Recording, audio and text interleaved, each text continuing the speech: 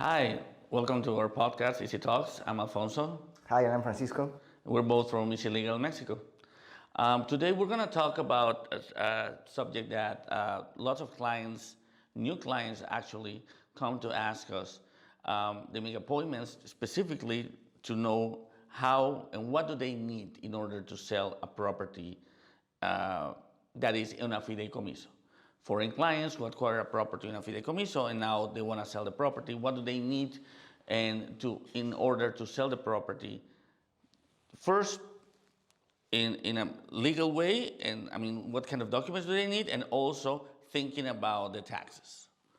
So I think the first thing we ask is if they have resident cards. Exactly, yeah. It's very important for a foreigner who wants to sell his property, their property, to have a resident card. It doesn't matter if it's a temporary resident card or a permanent resident card, but it's super important to have it because otherwise you will be taxed with 30% of the sales price or 35% of the profit between what you paid and what you're getting at the time of the sale. Tourists, no matter what, if you sell as a tourist, you're gonna pay 30% between capital gain tax, which in Spanish is impuesto sobre la renta and impuesto cedular, 30% of the total price or 35% of the profit, and there's no other way around it. There's no way to lower it. It's pretty much what it is. So with the resident card, they have the ability to exempt the capital gains as if they were Mexicans, once every 3 years. Keep this in consideration. It's not how long you have lived the property, is when did you sold the last property.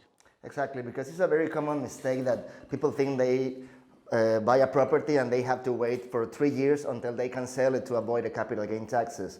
But that's not the case. You can buy it today and sell it in a month, and as long as you fulfill all the requirements, you will be able to avoid the capital gain taxes.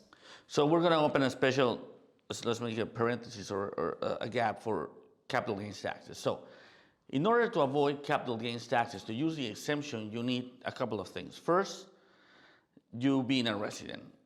Second, a tax ID number or RFC.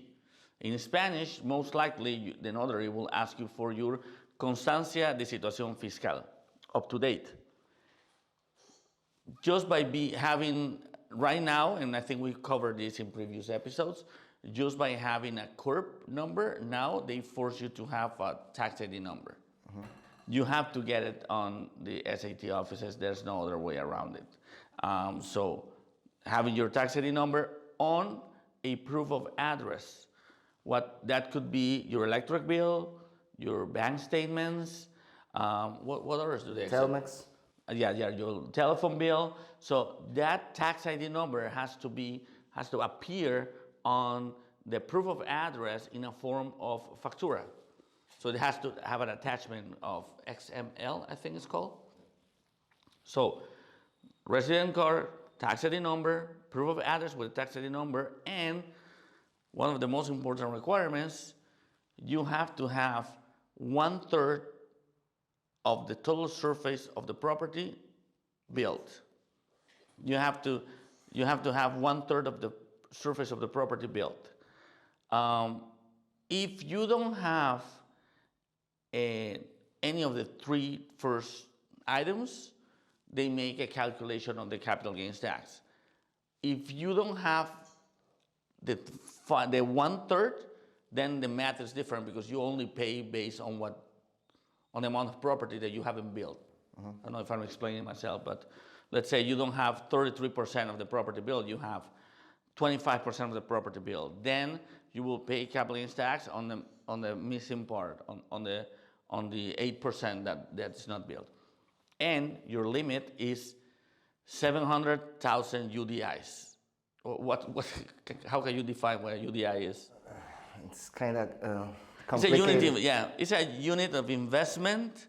But it's about 5.4 million pesos, approximately, depending on the value of the... But right now, because it changes value, so we have to keep checking. But right now, we rounded up to 5.4 million pesos for the clients to have an idea. But the fact is that it's 700,000 UDI. And that's per person, I mean per owner. So if both, I mean, of two persons that are married or well or not, No, it doesn't appear have on to, the deed, basically. Yeah, that appear on the deed. Each of them will have 5.4 million pesos to avoid capital gain taxes. So. Now, it's important to know that you're going to claim that this is your primary residency, and that's why you are avoiding 5.4 million pesos. It has to be believable, meaning either you're a marriage or a couple, or maybe a couple of friends, but it's not believable when you have 7 co-owners, 3 of them married. It's not believable, but all of them live on the same property. So not all of them are going to be able to avoid the capital gains taxes. So check with your notary before. All of this is also based on criteria. It changes from notary to notary. I know it shouldn't, but because the notary is legally obligated together with the person who paid the tax, it's up to him or her to decide how much did he risk or did she risk for the deal. So first step, in order to sell your property, do you have all your documents to avoid the capital gains taxes? What else? Permanent residency, RFC number, proof of address with the RFC number, and 1/3 of the construction. Yeah. What else will you think is something that the sellers will need in order to have the packet ready to sell? To have all the documents already updated to, I mean, right now it's 2023, so if you're thinking to sell before the end of the year, you need to have your updated cédula and plano catastral. That it's very important for the appraisal to have it. Yeah, that's ready. the other thing.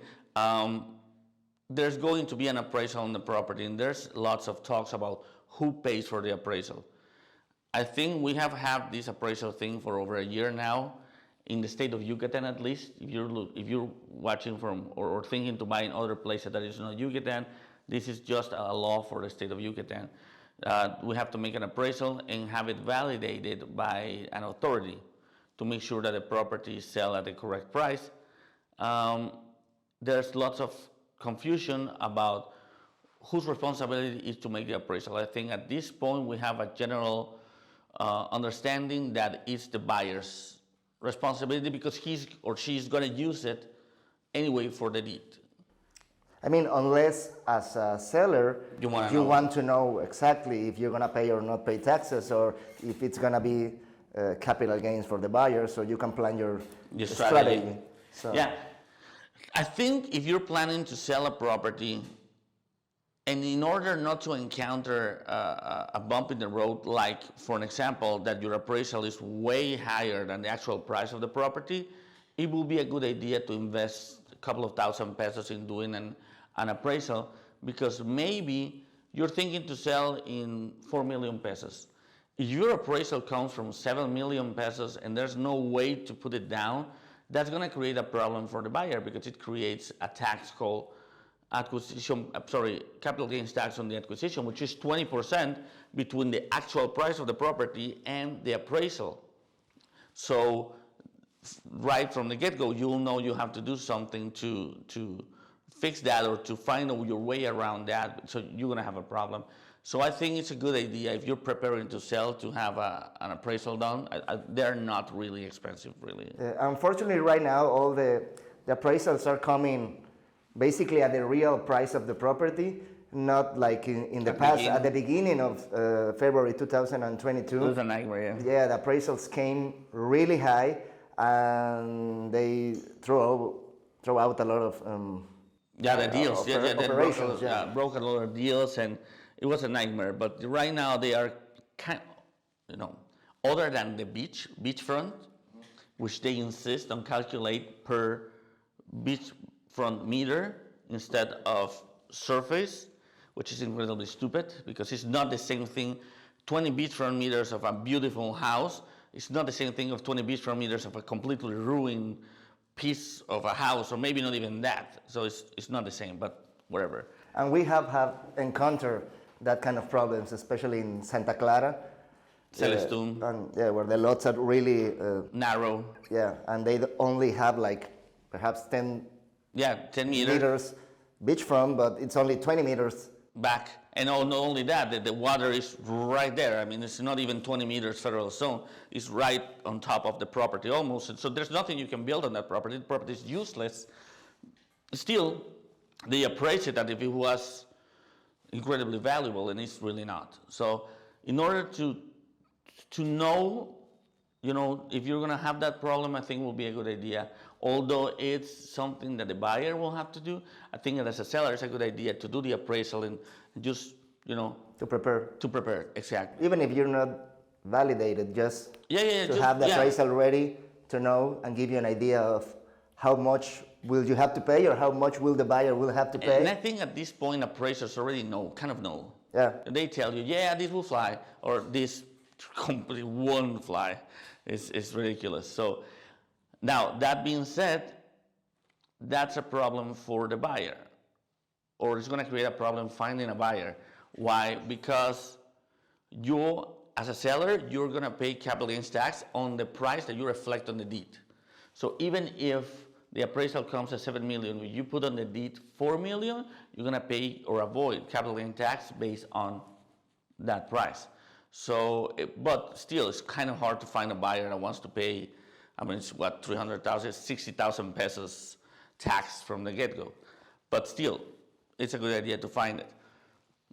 Before we leave the subject of the capital gains tax, you mentioned prepare. I think that if while you're doing this gathering documents, you find out that you're going to pay capital gains taxes, I think it's best to know from the get-go and get a number from your notary to know exactly how much it is, to know, one, if it's worth the while to sell, or two, how to plan a strategy to lower the tax strategy to either lower that amount or to include it in the price in a way that doesn't affect the tax. Ask your notary or ask your attorney how to work the numbers on a capital gains tax.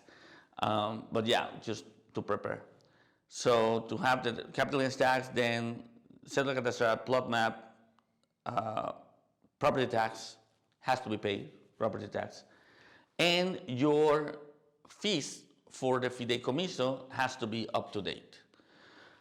Now, they always want to know what the expenses are going to be by selling. I think capital gains tax is one. If they sell, if they're going to pay it. The attorney fees, if you want to have an attorney represent you, or checking which we strongly recommend to have an attorney on your side for checking the documents and verifying and making sure that everything is done properly. And the third one is whatever the bank is going to charge, depending on what kind of operation is. Yeah. If you have a fideicomiso and you transfer the fideicomiso to another foreigner, basically you won't pay any closing cost on the sale on that side. But if you're selling to a Mexican, you will have to cancel your fideicomiso, so that will involve like $1,000 and something US dollars to cancel the fideicomiso. Yeah, kind of I mean, there's several banks and not all of them have the same amounts, but it's like $1,000 plus tax what they charge. If you're updated in your annual fees, otherwise you will have to pay the past annual fees and the $1,000 and something. And some banks do charge fees if you owe like lots of fees. So just make sure that you get from the bank a statement of how much would it cost for you as a seller to sell the property in this particular structure, either a cession of fideicomiso rights, an extinction if you sell to a Mexican, or a substitution, which last year or in the past couple of years was something to discuss, because the main bank in our area who hold the fideicomiso for many people kind of closed the fiduciary department for a while. So we have to start making the substitutions. What that means is that the bank that's being changed is going to charge an amount to the seller, and the bank that is receiving the fideicomiso is going to charge to the buyer. So, and that created lots of problem. But just so you know, if for whatever reason the fideicomiso is going to be a substitution, which means that they're going to change banks and then do a cession of fideicomiso rights, it's going to create a cost for you as a seller. And it's not a cheap cost. Well, how much is like 30,000 pesos? Around that, yeah. Yeah, 30 some thousand pesos. It's not a cheap cost. So just consider it on your budget, on your numbers at the time of sale, because you have all those three options: cession, extinction, or substitution. And I think that's pretty much it. You have to make sure that your personal documents are up to date. I mean, your passport has to be up to date, your resident card has to be up to date, your name has to be properly spelled on the document, as well as the address. Very important that the address of the proof of address matches the cédula catastral. If it doesn't match for whatever reason, it's very hard for a notarist to accept it. And I think that's pretty much it in terms of what you need to sell. Yeah. I know it's a complicated process in a way of thinking that when you buy, it seems like a lot, but as a seller, I think it's a lot more easy, just by having all these documents, knowing your numbers, and letting, if you're gonna do it yourself, or if you're gonna use an agent, then letting the agent do their work, basically.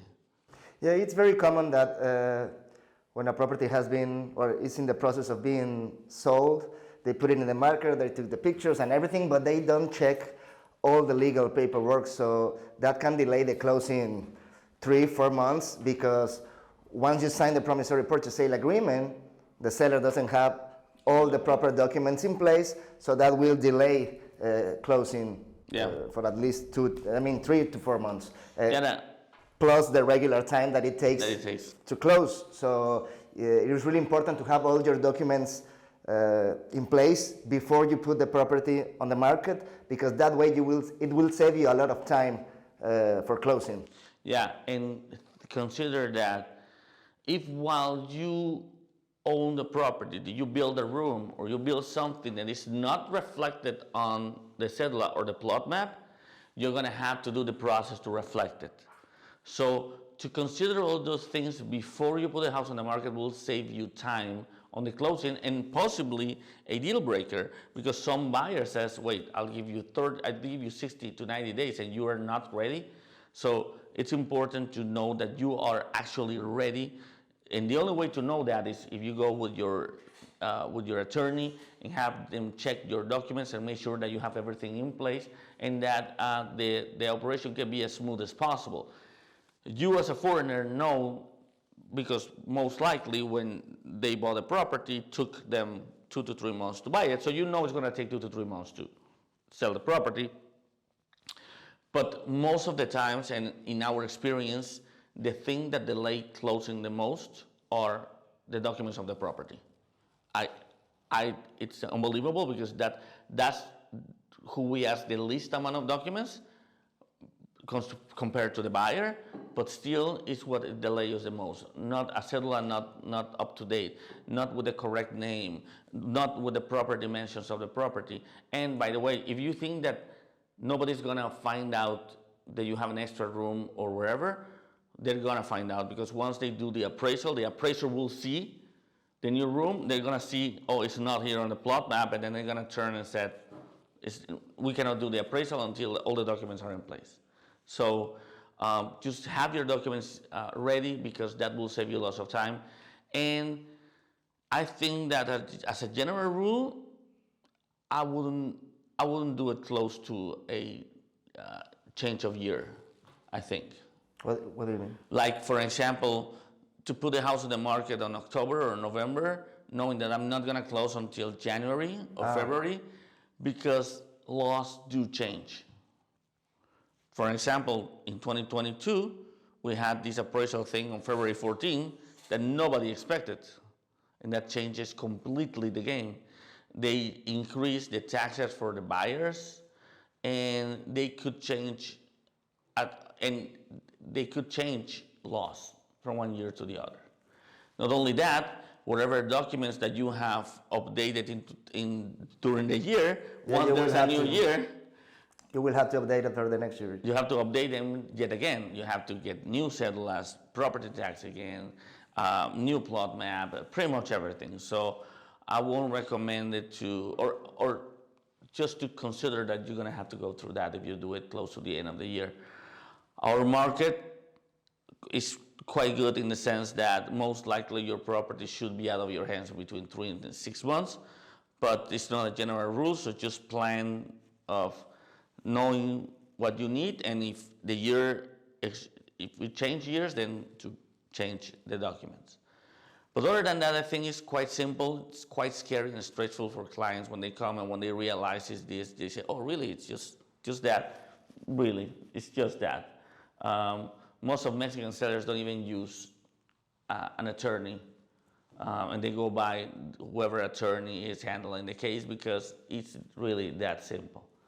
And because in this case we're talking about sellers that are foreigners, most likely they're going to encounter the same conditions that they had when they buy, which is escrow, 3 to 6 months contract, in most of the cases bilingual, just giving the documents and going straight to sign the fideicomiso.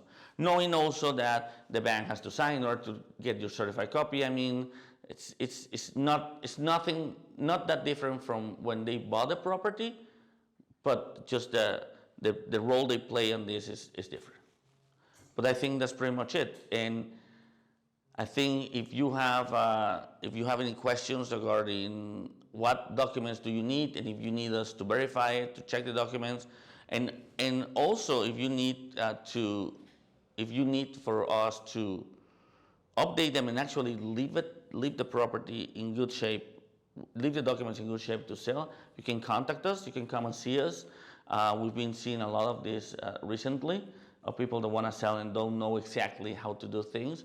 We can help you from the appointment in the Mexican IRS to obtain the RFC number, up to get the RFC number. To update the cédula and plano catastral.